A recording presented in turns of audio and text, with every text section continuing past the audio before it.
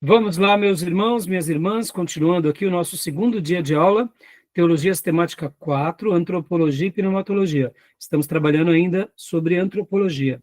É o segundo dia de aula e é o segundo bloco. As nossas aulas estão sendo gravadas.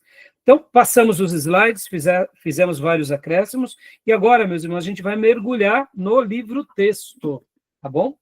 Então, eu, inclusive, para facilitar a nossa aula, eu estarei utilizando aqui o material digital, também da parte 3, para facilitar aqui o nosso momento. Então, os irmãos que já compraram o livro, podem abrir ali na parte 3 do livro, que seria o capítulo 21, o capítulo 21 do livro-texto, e a gente vai estar mergulhando aqui nesses materiais, tá bom? Quero, inclusive, compartilhar aqui com vocês parte aqui do livro que eu digitalizei para facilitar com todos vocês, tá bom? Beatriz, leia para nós, aqui, ó, a doutrina do homem. Irmãos, nós estaremos lendo apenas algumas porções, tá? E a gente vai estar fazendo debates aqui do material que vocês têm que ler. Além do livro do nosso querido irmão Wayne Gruden, vocês também têm que ler, né, o livro do Hobbes, né? Não esqueçam, tá bom? Fazer os trabalhos extras, tá? Mas vamos lá. Então, para facilitar, eu digitalizei aqui de uma forma, irmãos, que toda vez que eu coloco esse meu livro no scanner, para poder digitalizar, acaba ficando muito borrado, sabe? Então, aqui eu achei que vai ficar melhor. Então, tenha bondade, Beatriz, leia para nós aqui essas primeiras, essa primeira porção, por favor.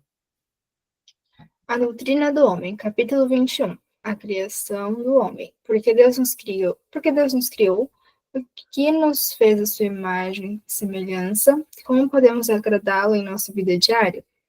Explicação bíblica e bases.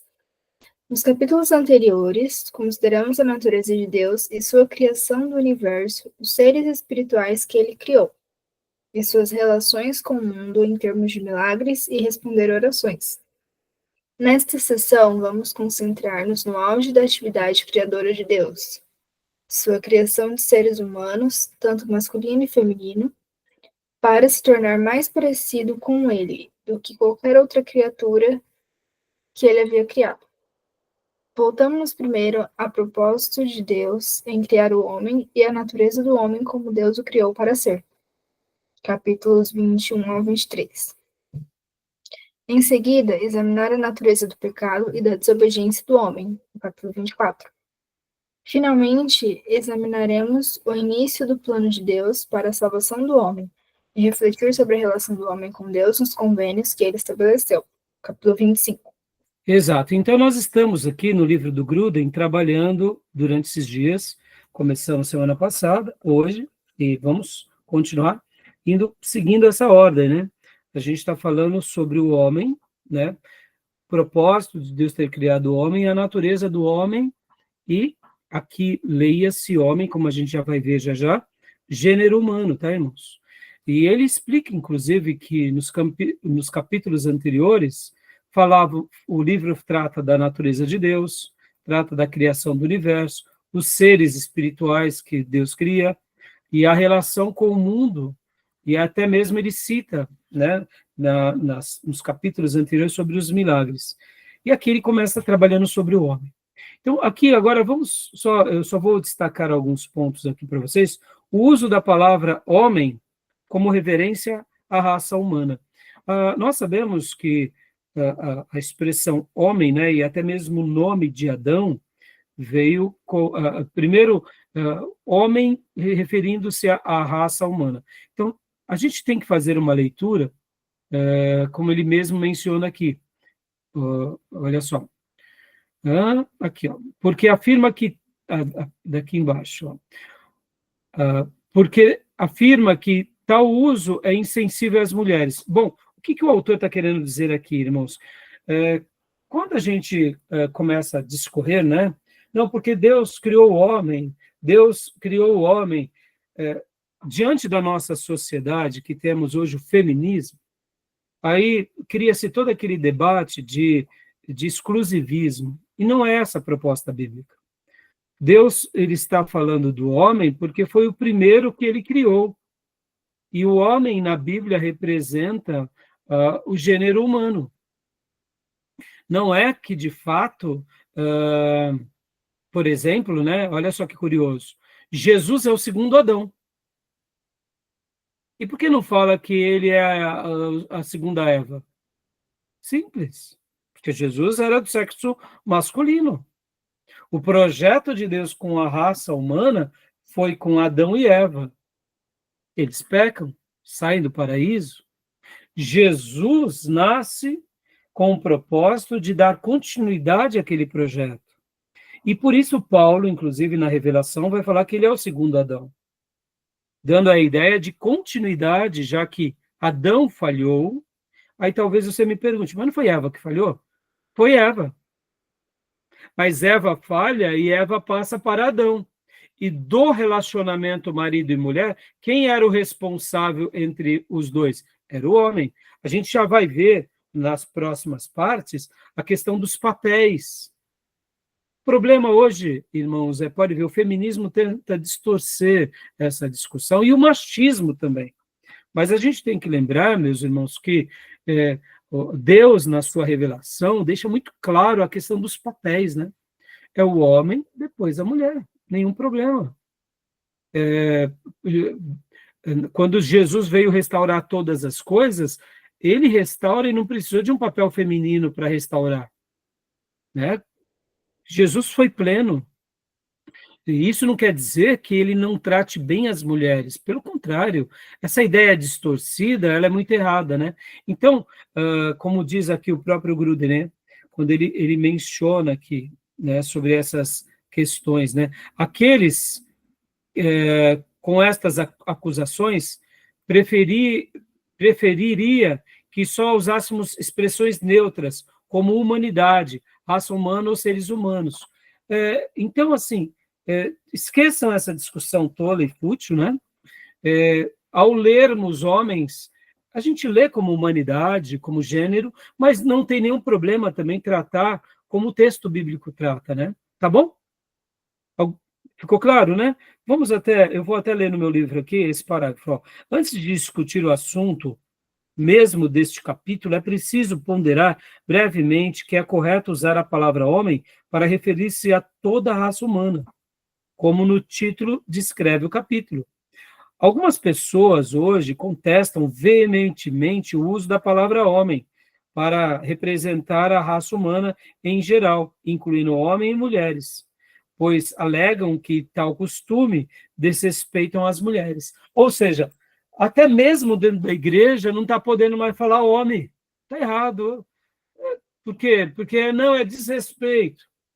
Sabe, umas bobeiras, né, irmãos? É como eu dar boa noite aos irmãos. Quando falamos irmãos, já estou sintetizando que irmãos é irmão e irmã. Então, a gente não precisa ir para esse campo dessa discussão tola e fútil, tá bom? Mas, ao mesmo tempo, nós entendemos que em várias passagens, quando Deus está falando que cria o homem, é o gênero humano. Então, tá bom? E o termo hebraico, né, como o próprio Gruden reprisa aqui, mostrando, né, que em Gênesis 5, quando ele fala, né, aqui, deixa eu mudar a página, aqui, que a palavra para Adão, né, a palavra Adão significa terra, né? Pode ver que o homem ele veio da terra. A palavra Adão, aqui, ó, Gênesis 1, 27. Ó. A palavra hebraica traduzida como homem é Gênesis 1, 27. A palavra hebraica é Adão, que é a mesma usada para falar sobre Adão, né? E quando nós pegamos esse termo, a gente vê, né, e o mesmo termo utilizado por vezes para se referir-se aos homens, a fim de distingui-lo da mulher. Então, o texto bíblico vai dar essa distinção, né, entre o sexo masculino e a raça humana, e também o sexo feminino. Tá bom, meus irmãos? Até aí, nenhuma dúvida, né? Eu acredito que vocês já sabiam disso. Alguma pergunta? Adão já, ele foi já criado adulto, né? Exato, Miriam, ele já foi criado adulto, né? Ele não... Inclusive, eu me lembro de uma vez que um professor meu disse que teve uma igreja que se dividiu, Miriam, porque eles entraram numa discussão, foi levantado na escola bíblica se Adão tinha umbigo. Aí começou uma briga lá na igreja, né? E aí, bom, resumindo, ficou a turma de que acreditava que Adão não tinha umbigo e a turma que acreditava que tinha umbigo. A igreja rachou. Aí eu pergunto, meus irmãos, vamos lá, que utilidade tem isso, né? Meu Deus do céu. Como o irmão falou, ele era adulto. Ora, irmãos, tinha umbigo, não tinha umbigo? Isso a gente vai saber na eternidade. Ou seja, você percebe que quando as pessoas querem causar uma divisão, elas vão arrumar motivo até naquilo que não há motivo, né? É bem provável que talvez não tivesse, porque ele não nasceu como os seus descendentes, mas se estava já no DNA humano, Deus poderia ter criado? Sim. Mas sabe a discussão do ovo e da galinha, né, irmãos? É a mesma coisa, né? Diego, na sua pergunta, no intervalo, né, você tinha feito uma pergunta, quer reformular aqui para nós de novo, Diego? Que eu acho que a sua pergunta foi boa, viu? Para a gente dar uma pausa aqui. Vou tentar lembrar aqui.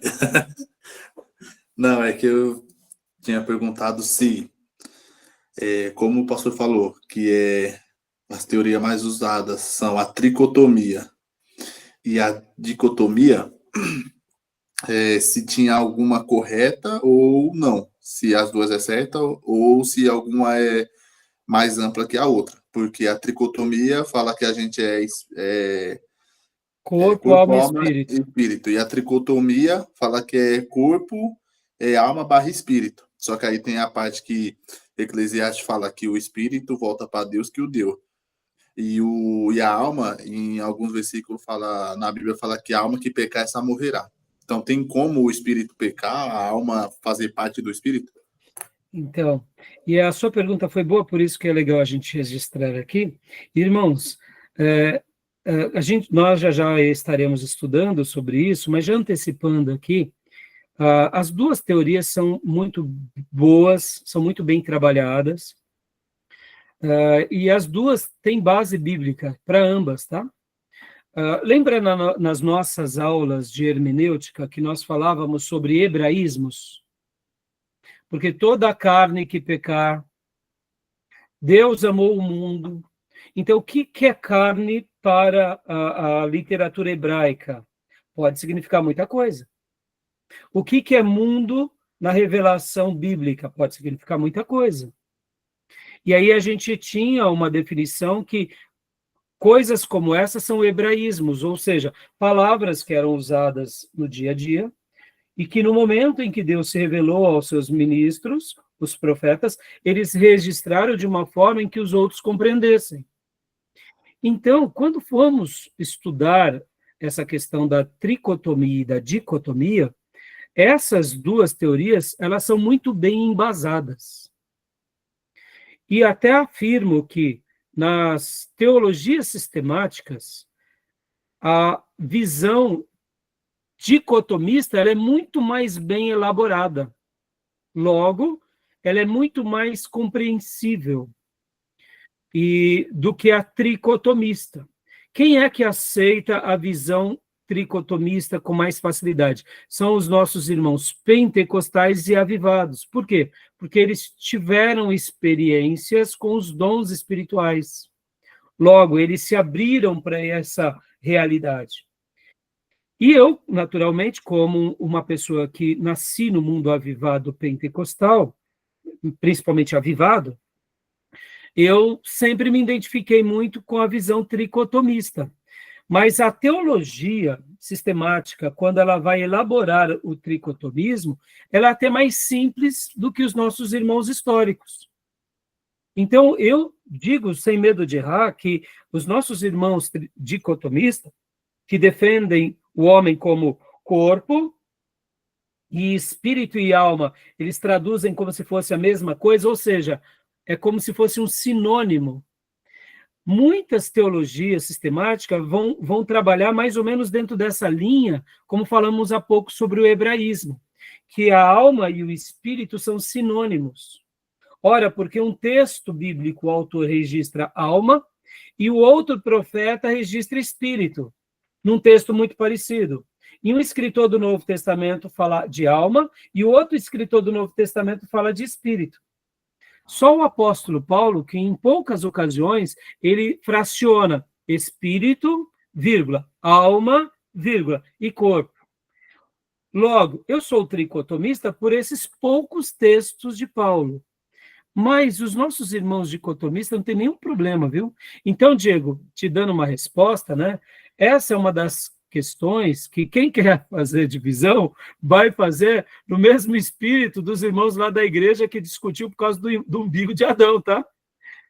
Entendi. Não vai mudar nada. Se o irmão é dicotomista ou tricotomista. Porque se o irmão me fala que ele é um tricotomista, eu falo amém. Mas o que importa de fato para nós é se ele é um filho de Deus, se ele é lavado e remido no sangue do Cordeiro, se ele vive em santidade, se ele prega o evangelho e se ele vive o evangelho. Se ele é um tricotomista que faz tudo isso, amém. Mas se ele é um tricotomista que crê, né, na tricotomia, mas ele vive no pecado, não é nascido de novo, não vigia, dá lugar para o diabo, eu digo para ele, meu irmão, nasce de novo, começa do zero, porque você tem uma boa teologia na mente, mas você não se converteu ainda. Está entendendo? E, de repente, nosso irmão, ele é um dicotomista, mas é um crente piedoso. Então, eu gosto muito de classificar assim, que as doutrinas bíblicas têm aquelas que são as principais e tem aquelas que são secundárias. Na minha opinião, essa é uma discussão secundária, tá bom?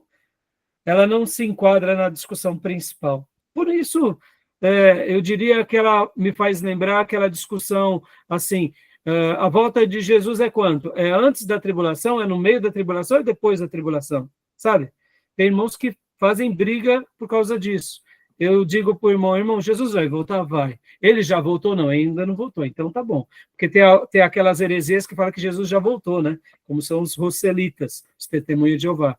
Então, meus irmãos, se a gente acredita que Jesus vai voltar, independente de quando ele vai voltar, é o que importa, tá bom? É claro que nós também temos a nossa posição, mas evitem ficar gastando, né, discussões por doutrinas que são secundárias. Agora, o que merece uma consideração mais elevada são as doutrinas principais. Por exemplo, estamos tratando aqui da doutrina do homem. Quem criou o homem? Foi o acaso?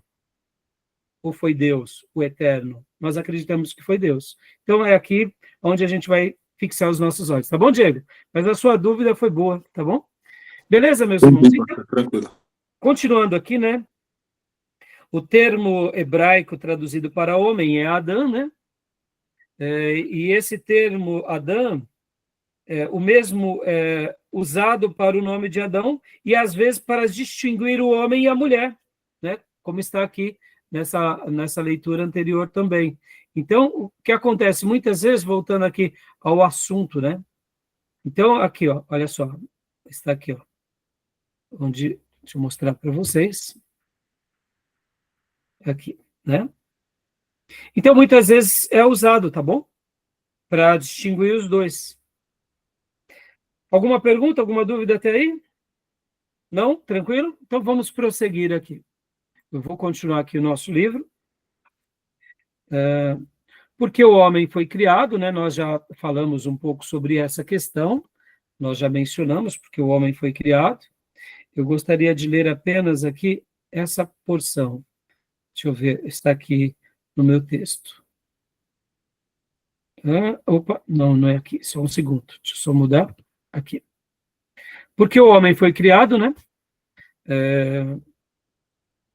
Já sabemos que é para glorificarmos a Deus, mas eu gostaria de destacar essa frase. Que está aqui. Essa última frase aqui. Leia para nós, Beatriz, por gentileza, eu vou destacar aqui para você. Ó. Essa frase aqui. Ó. Esta é a definição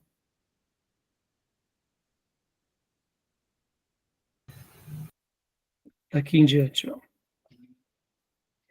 Essa é a definição final de real importância ou significado de nossas vidas. Se somos verdadeiramente importantes para Deus por toda a eternidade, que maior importância ou significância pode criar? Ou seja, né, se realmente somos importantes para Deus por toda a eternidade, isso tem uma relevância muito grande para nós mesmos e para a vida de qualquer um outro, né? Porque, de fato, se Deus nos cria para a sua glória, e como lemos, né, no início da nossa aula de hoje, no primeiro bloco, até eu citei Agostinho, fizeste-nos para ti, Senhor.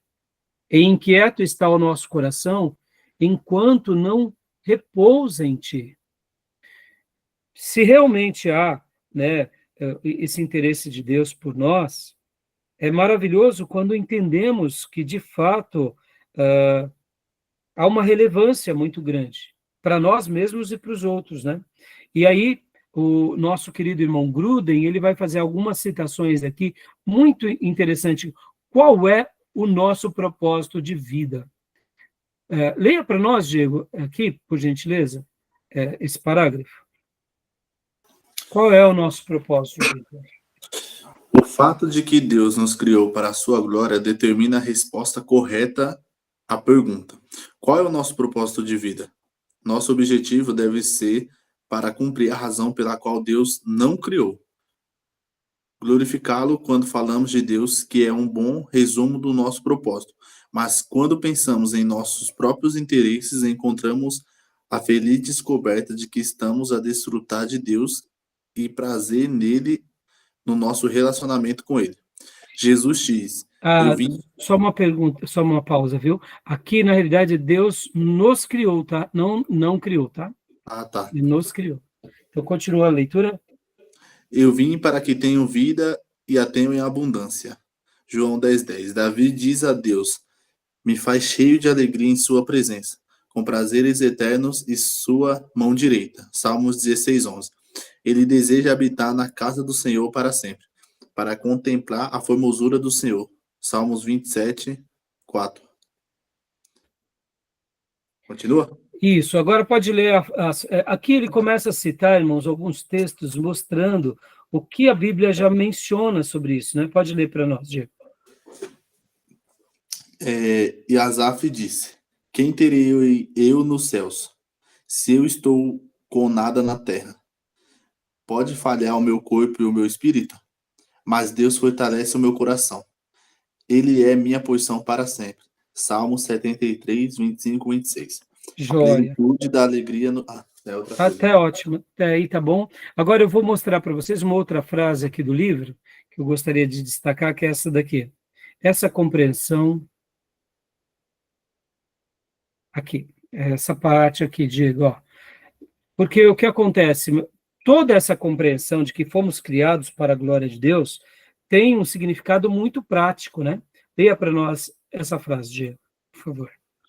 Este conceito da doutrina da criação do homem são os resultados muito práticos, quando percebemos que Deus nos criou para glorificá-lo, e quando começamos a agir de forma a servir a esse propósito, começamos a experimentar uma intensidade de alegria no Senhor, que nunca conheceram.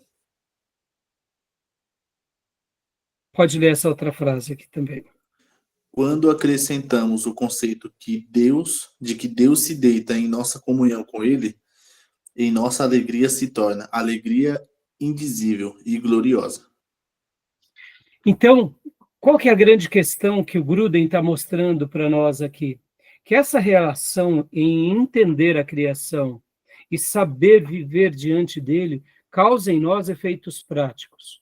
E por isso, meus irmãos, você vê, fazer teologia me faz lembrar também algo que nós estudamos bastante. Só o Júnior participou dessa turma, e, se eu não me engano, o Tomé também. Hoje eles não estão aqui na classe, mas nós trabalhamos bastante daquele período da igreja em história eclesiástica, da patrística, né? E a patrística, só fazer uma menção, hoje eu já citei Agostinho, mas eu queria ainda citar os pais da igreja. Quando hoje a gente fala de fazer teologia, nós pensamos assim, o irmão está estudando, ele vai se tornar um cristão inteligente, vai ter uma mensagem mais polida, mais bíblica, mais aprazível. E muitos irmãos, infelizmente, se enveredam para esse caminho, de ter uma fé mais inteligente, mais humana, mais educada. É óbvio que ao estudar você melhora, e deve ser assim, né? Você está estudando para aprimorar e não para piorar. Por outro lado, olha só, os nossos irmãos da patrística, eles se tornaram célebres, não era porque eles escreveram com muita sabedoria. Por que eles escreveram, então, e deixaram um registro tão sábio? É porque eles registravam tudo aquilo que eles estavam ensinando para a igreja por meio das suas vidas e da piedade. Logo, os irmãos que chamamos da patrística, que é um período, inclusive, que é apelidado na era da igreja como Era de Ouro da igreja, eles eram muito crentes, irmãos. Na minha mensagem de domingo, eu citei um pouco. Porque a igreja, olha só que interessante, quando vem Constantino e depois quando vem Teodósio, que são os dois imperadores romanos que apaziguam a perseguição do cristianismo e depois declaram, né, que o cristianismo é religião oficial, aquilo que começou lá na Galileia com aquele grupinho de discípulos de Jesus, agora se torna a religião mais poderosa do mundo e do Império Romano. Então, do dia para a noite, você passa de ser perseguido e morto para ser agora valorizado e estimado. E os pastores, eles ficaram muito felizes naquele momento, mas, ao mesmo tempo, o coração do homem ele é enganoso. E com a religião cristã agora se tornando a religião oficial do Império Romano, começou a ter muitas vaidades. E o próprio imperador, sabendo da influência dos pastores, começou a tratar os pastores a pão de ló, porque precisavam agora dos pastores, para que os pastores também, aliados ao imperador, trabalhassem com as pessoas, como massa de manobra. Porque o imperador ele é um líder, ele é um rei, é um imperador, mas lembrem que ele é um líder político, e não necessariamente religioso. Mas o povo pelo qual esse imperador lidera agora são cristãos. E então, quem eles precisam? Eles precisam dos pastores, dos bispos. E aí os bispos começam também a se enveredar por caminhos perigosos. E aí onde nascem quem? Nascem esses grandes vultos na história que são chamados pais da igreja, porque eles vão com firmeza falar dos erros dos imperadores, falar dos erros que estavam tendo dentro da igreja, falar dos erros que alguns bispos e pastores estavam se permitindo, se corromperam por causa do poder, do status, do dinheiro. E aí onde nasce Agostinho, onde nasce Crisóstomo, onde nascem esses grandes homens de Deus, Eusébio de Cesareia, né, Gregório de Nissa. E aí é lindo a atuação deles, e eles vão escrevendo a igreja. Então percebam que toda a teologia que eles faziam com algo prático, de trazer a igreja a ter santidade, de buscar a igreja a Bíblia, de saber colocar os pingos nos is. Então por que eu estou te falando tudo isso? Quando a gente descobre o porquê Deus nos criou, e de fato a gente tem um entendimento sobre essa realidade, na perspectiva bíblica, a gente entende esse princípio, que a gente realmente só vai ter sentido em Deus, e que a nossa vida é para glorificá-lo. E os nossos irmãos do passado se tornaram célebres, e por isso que é chamado Era de Ouro, porque mesmo com todo o glamour, com toda a fama, com todo o prestígio, eles não se renderam a Roma, ao Império, às práticas, ao título, e eles se dedicavam a Cristo. Então, eu estou deixando essas falas aqui para vocês entenderem o quanto esse assunto, essa compreensão dessa doutrina, ela é prática. Ela é prática. Tá bom, meus irmãos? Tá joia? Né? Vamos lá agora aqui. Deixa eu ler aqui e continuando o nosso livro-texto, né? O homem criado à imagem de Deus. Eu fiz uma anotação no meu livro, né? Que está assim. O homem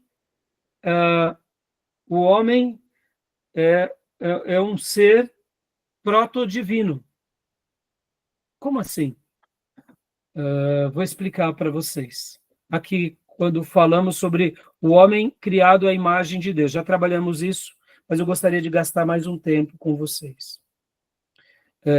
Leia para mim, irmã Elisângela, esse parágrafo, por favor.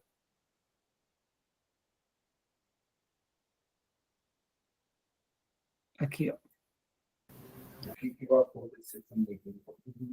O homem criado à imagem de Deus. O significado de imagem de Deus. De todas as criaturas que Deus fez, apenas o homem disse ter sido criado à imagem de Deus. O que significa? Podemos utilizar a seguinte definição. O fato de que o homem é feito à imagem de Deus significa que o homem é como Deus e representa Deus. É como Deus, notem, e representa Deus. Mas notem bem, aqui dando uma ideia de semelhança, tá? É que o homem é semelhante a Deus e representa. Entenda, irmãos, não vamos aqui dar uma tônica errada, tá? Nós não somos deuses, no sentido da palavra propriamente dito. Mas nós temos o DNA de Deus em nós. Logo, somos um proto-divino. Deixa eu só explicar para vocês. Quando lá em Gênesis 3,15 está dizendo que a descendência da mulher pisará a cabeça da serpente, e essa serpente a picará no calcanhar, ali nós notamos que ali é a primeira profecia do proto-evangelho, ou seja, da descendência da mulher nasceria o Salvador. Foi assim que aconteceu. Fica claro quando nós vemos que na revelação sagrada os profetas vão mencionando que a virgem conceberia, que ele seria chamado Emanuel, e quando os profetas mencionam tantas coisas e cumpre-se as profecias em Cristo, e nós sabemos que ele é o Messias, que ele é o próprio Deus que encarna, ele é o fruto da mulher, e ele pisa na cabeça da serpente na cruz, no entanto, ele morre, só que o texto de Gênesis 3,15 é um proto-evangelho, é o primeiro anúncio da salvação.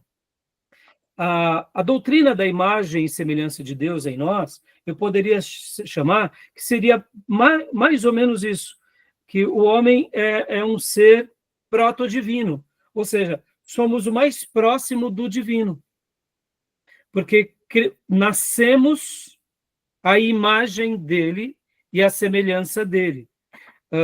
Eu vou usar um outro termo que hoje, enquanto eu fazia a minha lição de casa, eu me deliciei ao escrever isso. O homem é o elo entre o humano e o divino. Nós somos esse elo. Deus, como um ser divino, pleno e perfeito, na pessoa do Pai, do Filho e do Espírito Santo, cria o universo, cria o planeta, cria todas as coisas e cria o ser humano. E dá a esse ser humano não só o fôlego de vida, mas a sua imagem, a sua semelhança. Então, de toda a criação de Deus, de todo o universo de Deus, somente o homem tem algo que mais ninguém tem. Logo, somos o elo entre a criação e Deus. E podem ver que esse elo se torna pleno na pessoa de Jesus. Porque Jesus é o próprio Deus que vira homem. Olha só que interessante, irmãos. No meu livro, quando eu escrevi O Triunfo de Judas, eu fiz uma menção, eu acabo não mencionando muito, mas alguns anos atrás eu escrevi essa obra aqui, é o meu primeiro livro, né? É O Triunfo de Judas, é baseado na carta de Judas, na epístola de Judas. Eu coloco nele um assunto que é bem curioso, que Deus muda a sua forma, Deus muda a sua natureza, de propósito. Pode ver que Deus não é espírito, lembra? João diz que Deus é espírito. Ou seja, a natureza primária de Deus é espírito. Mas esse Deus que é eterno, que é imensurável, um dia ele resolve criar a nossa vida nesse tempo, nesse cronos, e participa conosco, e cria o homem peca. E para Deus agora salvar esse homem, ele vira homem, na pessoa de Jesus. Ele morre, ressuscita, e agora nos céus, depois do advento, do nascimento, pode ver que o próprio Deus agora mudou a sua natureza. Antes do nascimento de Jesus aqui, ele era um espírito sem corpo. Mas depois do nascimento, morte e ressurreição, Jesus voltou e está à direita do Pai com o corpo glorificado. E um dia nós, por crermos em Cristo, depois que passarmos todas as coisas, ressuscitaremos e teremos um corpo glorificado. Logo viveremos com Ele para todo sempre. Percebam que nós, seres humanos, não somos divinos, mas temos algo divino em nós. Somos um proto-divino. É um pensamento meu, que eu ainda estou trabalhando, tá bom? Mas eu gostaria que você se lembrasse disso, que o ser humano ele é o elo entre o Deus eterno e a criação. E pode ver que Jesus, ele acabou se tornando humano e entrou no céu. Com corpo pecador, não, com corpo perfeito. E eu sei que eu vou morar no céu, ao lado do meu mestre, porque um ser humano entrou no céu. Como dizia o meu professor José Carlos no seminário. Se um ser humano abriu as portas do céu, é possível que todos os demais entrem também, porque Jesus abriu essa porta. Amém? Então, pode ver que nós, seres humanos, criados à imagem e à semelhança de Deus, somos o elo entre Deus e o homem. Aqui eu não estou falando elo, irmãos, me entendam bem, viu? Como intercessão, viu? Não é isso. É elo como aquilo que fomos criados, né, para ser e existir. Podem ver que só há um intercessor entre Deus e os homens. E nós só chegamos ao céu por causa de Jesus. Mas eu estou falando elo na criação. O ser humano é o elo entre o Deus e toda a criação. Pode ver que nós representamos Deus nessa criação. Tá bom? Tudo bem? Alguma dúvida, alguma pergunta? Confundir os irmãos, as irmãs? Não. Irmãos, no livro texto, vocês podem ver que aqui, olha só, deixa eu mostrar aqui para vocês. No livro texto, vocês vão ver por várias vezes, que nem está aqui, 6, tá vendo 6? São as notas de rodapé, tá? Então, você vai ver várias vezes. Irmãos, aprendam isso, ó. Quando tem uma nota de rodapé como essa, depois vai lá, consulta a nota de rodapé, tá? Livros de teologia, até as notas de rodapé são pérolas. E eu quero agora fazer uma observação aqui com vocês. Olha que interessante, já estamos falando que o homem é criado à imagem de Deus. Eu gosto de dizer que o homem ele tem o DNA de Deus.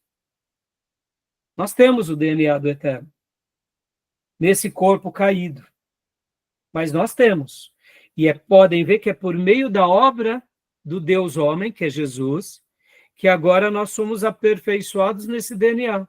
E quanto mais nos rendemos e nos entregamos ao Espírito Santo, mais nós nos tornamos esse elo de uma forma mais brilhante e impactante nessa terra, né? Outra coisa interessante, meus irmãos, olha só.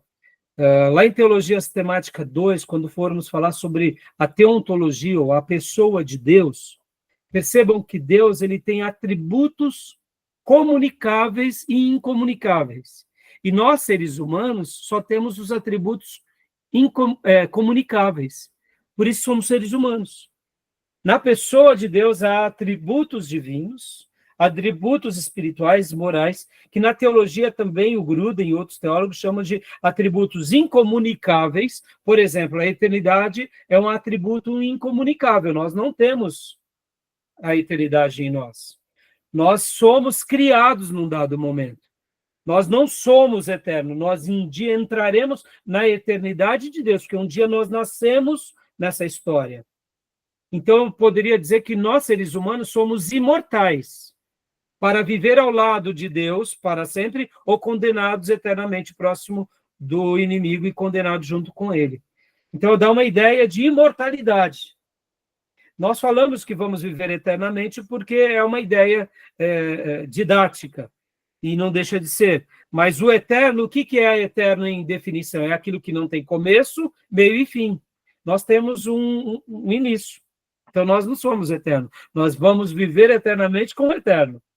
Vamos entrar. Mas nós somos seres imortais, que tivemos um começo. Nascemos, né? Então, dentro da pessoa de Deus, há atributos em Deus que são atributos incomunicáveis, que ele não comunica com mais ninguém, ele não passa esse atributo para a criação. Por exemplo, o planeta Terra. O planeta Terra ele existe, e um dia ele vai deixar de existir, porque o que é eterno? É só Deus e mais nada. Então, na pessoa de Deus existem atributos comunicáveis e existem atributos incomunicáveis. E os comunicáveis, por exemplo, o amor. Deus é amor, mas ele passou parte desse amor e deu para nós. Então, por isso que podemos amar. Entendeu? Então, os atributos comunicáveis. Então, por isso que eu disse que o homem, ele é o elo, né?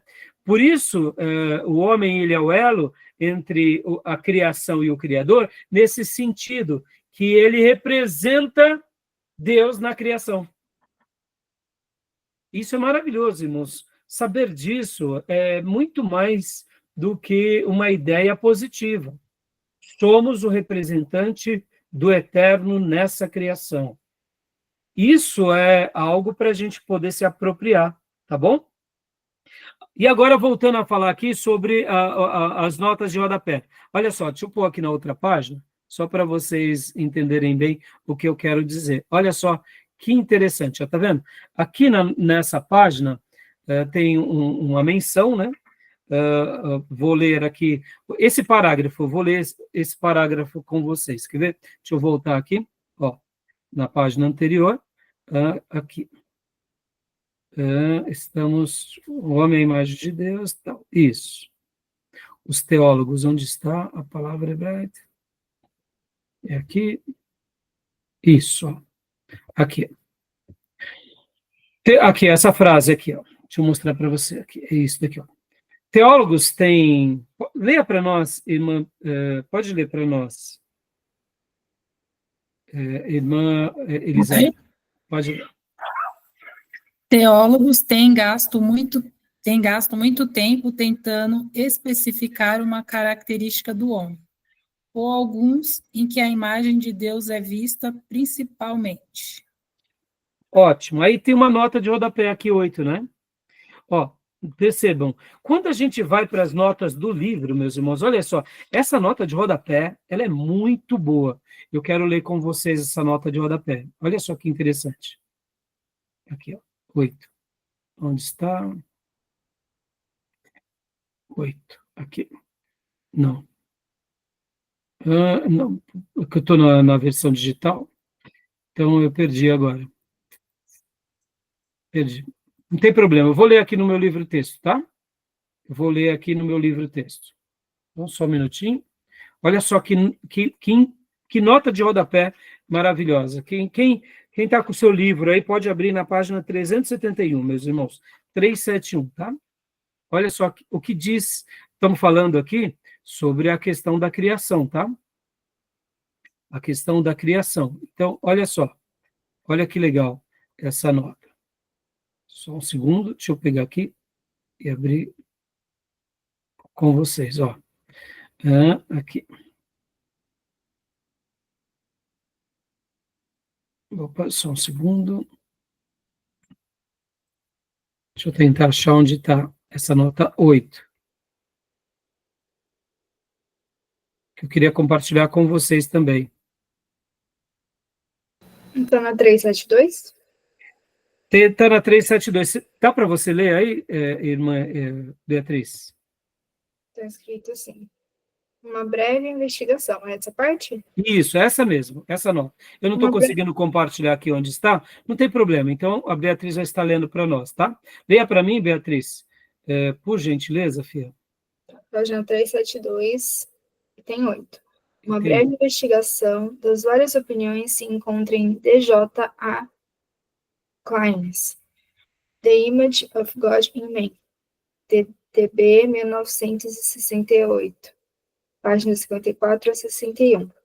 Millard Erickson, Christian Theology, página 498 a 510, também dá um proveitoso resumo das 3 principais ideias concebidas ao longo da história da Igreja, a respeito da imagem de Deus no homem. Dá uma pausa aqui. Perceba, irmãos, nós estamos aqui, irmãs e irmãos, estudando, né, sobre essa questão da imagem e semelhança de Deus no homem. Isso que eu acabo de dizer, que o homem é o proto-divino, ou seja, ele é um protótipo do divino nesse planeta. Ele é o elo que representa Deus nesse planeta. Ele recebeu de Deus privilégio. É óbvio que tudo isso se perdeu com o pecado, e é por isso que Deus virou homem, para nos restaurar a esse posicionamento, e podem ver que depois que entrarmos para a eternidade, reinaremos com o Senhor pelos séculos dos séculos. Porque fomos criados de uma maneira diferente. Bom, mas assim, como eu tinha dito para vocês, quando a gente está estudando sobre isso, e aí vem a minha observação, e a gente pega uma nota dessa, aí ele vem e cita as fontes, né? E aqui temos D.J. Kleines, temos também Millard Erickson, e aí ele vem e fala essa frase, das 3 principais ideias concebidas ao longo da história da Igreja a respeito da imagem de Deus no homem. Ou seja, durante esses 2000 anos, esse assunto tem sido debatido. E aqui ele pega pelo menos 3 principais ideias sobre a imagem de Deus no homem. E aqui, olha só que legal, a primeira, pode ler para nós, Beatriz, anota. O que ele diz? A concepção substantiva, que identifica uma qualidade específica do homem, como a razão ou a espiritualidade, como a imagem de Deus. Lutero, Calvino, muitos autores antigos da Igreja. Ou seja, ele está dizendo que a imagem e semelhança de Deus aqui tem a ver com essa concepção substantiva, que identifica uma qualidade específica do homem. Lembra que o Júnior, na última aula, ele falava assim, que a imagem de Deus no homem tinha a ver com a questão da razão? É isso. Mas quem pensava assim? Isso era pensado por Lutero, Calvino e muitos autores antigos da igreja, ou seja, muitos pais da igreja. Então, quando falamos que a nossa racionalidade, que a nossa espiritualidade tem a ver com o lado da imagem e semelhança de Deus, nós estamos falando algumas coisas como os nossos líderes do passado, grandes teólogos pensaram. Não há nenhum problema, tá? Estão entendendo? Eu estou fazendo esse momento aqui mais reflexivo para mostrar para vocês que esses assuntos merecem a nossa consideração. Porque o que é a imagem e a semelhança de Deus em nós? Eu posso dizer que a imagem e a semelhança de Deus em nós é a nossa racionalidade. Eu posso dizer que é a nossa capacidade de buscar a Deus de uma forma espiritual. A gente nunca viu, né, um animal orando, buscando a Deus. Eles têm toda uma expressão artística, principalmente os pássaros cantam. Eu lembro que o meu pastor, o pastor que me treinou desde os meus dias de conversão, pastor Orfeu, ele marcou muito a minha vida em muitas questões. Uma das coisas que ele falava, ele dizia assim, irmãos, quando o dia nasce, os pássaros cantam, porque eles já estão louvando a Deus. Olha a leitura que o meu pastor, que era um evangelista, não era um teólogo, dizia. Eles estão louvando a Deus pelo dia que se inicia e já estão agradecendo a Deus pela provisão que virá. E é verdade, né? Porque a Bíblia fala que a criação louva a Deus, né? Então, de uma forma misteriosa, toda a criação louva a Deus. E os pássaros representam muito bem isso. E à noite eles diziam, quando a noite vai chegando, eles já estão agradecendo por toda a provisão que Deus deu e pela noite segura que Deus nos dará durante aquele período de descanso e de escuridão, porque eles sabem que descansarão mais uma noite nos braços de Deus. Meus irmãos, isso pode ser poético, mas isso tem a ver com parte da revelação. Tem ou não tem? Ou seja, né? Então, a criação louva a Deus, mas a criação não tem a imagem e semelhança de Deus. Mas nós temos, né? Eu me lembro de um dia que eu vi que tem uma piadinha, né? Para a gente fechar aqui esse bloco. que o rapaz estava lá caçando borboleta, né? Caçando borboleta lá nas savanas da África. É uma piadinha, tá, irmão? E, de repente, quando ele passa por um lugar, ele passa por um arbusto, ele dá de cara com um leão. E era um irmão. E o irmão em espírito começa a orar. E, de repente, ele vê que o leão faz um gesto de piedade, né? Fecha os olhinhos, curva a cabeça. Aí, é claro que é uma piada, né? Aí o irmão perguntou, mas Leão, você está orando? Ele falou, eu estou. E você? Eu também, eu estou orando para... Aí o leão perguntou, e você, homem? Eu estou orando para Deus me livrar de você. E aí o leão responde, eu estou orando agradecendo a Deus pelo almoço que ele está me dando. Piada, né, irmão? É óbvio, a gente não vai ver isso nunca no animal, né? Mas, assim, percebam que a capacidade de raciocinar, de ter espiritualidade, isso é inerente ao ser humano. Então, poderíamos dizer que isso é um dos detalhes da imagem e semelhança de Deus em nós. Então, não está errado, tá? Agora, ó, ainda estamos na nota de rodapé. Está vendo como um livro de teologia nos faz refletir, irmãos? Por isso que eu estou ensinando aqui a vocês, como eu aprendi também com o meu professor, Paulo de Souza Oliveira. Ele dizia, leia tudo num livro, da capa, das notas introdutórias, as notas de rodapé, a conclusão, os editores, porque tudo isso tem informações lindas para nos enriquecer. Então, eu estou ensinando vocês aqui a apreciar uma nota de rodapé, tá? Então, segundo, ainda voltando sobre o quê? As 3 principais ideias concebidas ao longo de toda a história da igreja a respeito da imagem de Deus no homem. Ó, lembra que eu falei? O que é a teologia sistemática? Que é a discussão das doutrinas bíblicas na história da igreja, lembra disso? Teologia sistemática. E o que a gente está fazendo agora? A gente está refletindo e aprendendo sobre uma doutrina que é a imagem e semelhança de Deus no homem. E as grandes vozes ao longo desses 2000 anos de história. Então, leia para nós, Beatriz, o 2, o segundo ponto. Concepções relacionais que sustentavam... Concepções relacionais que sustentavam que a imagem de Deus tinha que ver com nossas relações interpessoais. Emil Brunner, também, que a imagem de Deus tinha que ver com... Não. Também Karl Barth, que via a imagem de Deus especificamente no fato de termos sido criados homem e mulher. Então, aqui agora, olha só que interessante. Ele está dizendo o seguinte, que tanto Emil Brunner quanto Karl Barth diziam que tem a ver com os nossos relacionamentos. A imagem de Deus no homem tem a ver com esse DNA de um ser que vive e existe, mas necessita se relacionar. Por quê? Porque quando Deus cria homem e mulher, já cria como seres que se relacionam. Logo, o tecido da sociedade ele existe porque a imagem de Deus no homem foi deixada, porque Deus, lembra como eu disse, que eu aprendi em certa ocasião, que Deus é família, Deus é Pai, Deus é Filho, Deus é Espírito Santo, ou seja, ele vive em relações harmoniosas na Trindade, e como nós temos essa imagem, essa semelhança de Deus, a gente pode notar a imagem e a semelhança de Deus por meio também do quê?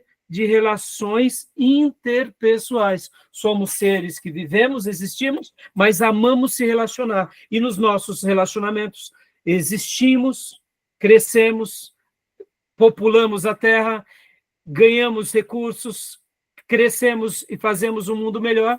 Então, a imagem e semelhança de Deus tem a ver com essa questão das nossas relações interpessoais. Olha que interessante, né? É bem curioso que só o gênero humano faz isso no planeta. Mas nenhuma espécie viva tem essa interação interpessoal. Pode ver que a gente, é inerente de nós, queremos se relacionar, queremos amar, queremos viver, queremos negociar, compartilhar, não é assim? A guerra é um desvio moral, comportamental das nossas relações fadadas ao erro. Nós não vivemos para matar o outro, nós vivemos para para melhorar a vida do outro, não é assim? Interessante, né?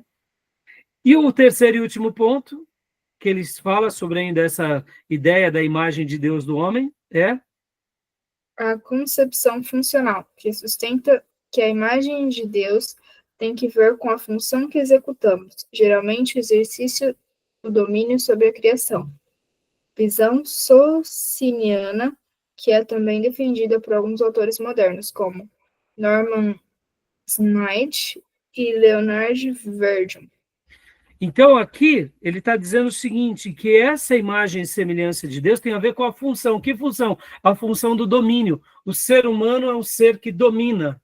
Logo, porque ele tem esse desejo de dominar, de expandir, de conquistar? Porque isso é inerente a Deus. Deus, ele domina sobre tudo e todos, logo nós dominamos também. Nós somos criados para dominar. Agora, é claro, o pecado desfigurou isso. E aqui, quando ele fala da visão sociniana, era uma visão criada na Idade Média, uma visão distorcida da Trindade, onde ele dizia que não existia Trindade, mas que Jesus era um ser divino com atributos divinos. Ou seja, ele era um ser humano, embora possuidor de uma natureza única e divina por meio da sua relação especial com Deus. Essa é uma ideia que nós não compactuamos, né? Porque o socianismo é uma corrente teológica cristã, mas que ela nega, em essência, a Trindade. E ela considera Deus apenas como uma única pessoa. No entanto, não despreza que Jesus é um ser humano, mas que tem sobre ele um domínio. Então, quando ele fala aqui essa visão sociniana, é dando essa ideia. Perceba, irmãos, a gente está aqui, gastei o quê? 15 minutos falando sobre a imagem de Deus baseada no quê? Numa nota de rodapé. Percebe como é importante a gente aprender, ler, pensar, escrever, né? No meu livro digital aqui, não tenho nada disso escrito, por isso que eu vou anotando nas minhas notas aqui. Tá bom, minhas irmãs? E agora, então, para a gente poder pontuar, né? A gente vai dar a pausa aqui, ó. A queda do homem. A imagem de Deus é distorcida, mas não é perdida. Ou seja, a gente vai continuar o último bloco aqui, a partir daqui, tá bom? Beleza? Alguma pergunta, alguma dúvida? Gostaram dessa explicação da nota de rodapé? Sim, muito bom. Então, irmãos, por isso que eu, mais do que ler muito, lembrem disso, leiam com qualidade, tá? Leiam usando a imaginação, leiam tentando entender o autor. E aqui, meus irmãos, ó, não dá para vocês verem, mas só nessas duas páginas, como eu escrevo, ora afirmando o autor e ora até brigando com o autor, tá? Brigando respeitosamente, tá? Eu falar, não gostei muito dessa frase. Ou senão, como eu mencionei aqui, por exemplo, nessa nota de rodapé, olha só o que eu escrevi. Gostei do comentário número 8. Outros teólogos dirão que a imagem e semelhança de Deus se dá ao aspecto da reflexão apenas. O ser humano, ou seja, só pela reflexão. Apenas o ser humano tem essa capacidade, e de fato é mesmo, né? Só nós temos, né, essa capacidade reflexiva dentro de todas as criaturas e criações de Deus, tá bom? Então, mais alguma pergunta, alguma dúvida? Não. Não? Então vamos dar uma pausa e a gente vai para o último bloco, tá bom? Para a gente terminar no horário. Vou parar a gravação aqui.